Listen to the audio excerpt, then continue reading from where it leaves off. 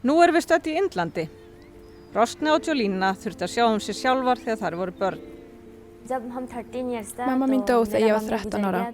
Eftir að hún fór, bjó ég hjá frænku minni. Við söfnum eldi við grunnskólanum og seldum að til að lifa af.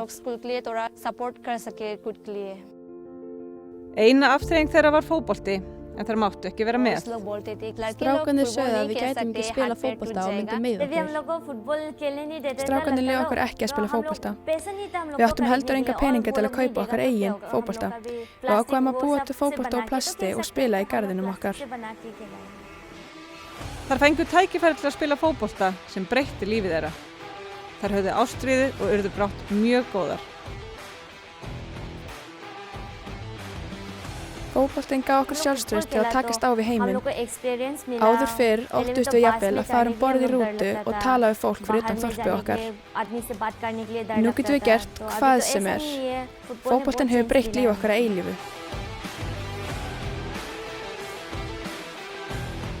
Barnahjólabönd voru útbreidd í þorpinu okkar. Við skipulögðum fundi til að veita ungu fólki fræðslu hættir hjónabandana. Núna, ef einhver stelpa eða strákur reynir að gifta sig snemma, segjum við þeim að við leggjum fram kæru ef þeir gifta sig fyrir lögaldur. Áður kunni stelpunar ekki að spila fótbolta. Nú á nokkrum dögum hafa þær lært mikið. Mér finnst núna gaman að spila fótbolta með stelpunum.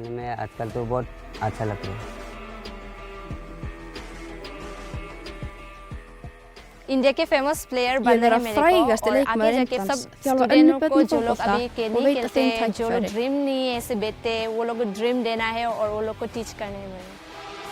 UNICEF hjálpar börnum allan heim að láta drauma sína rætast.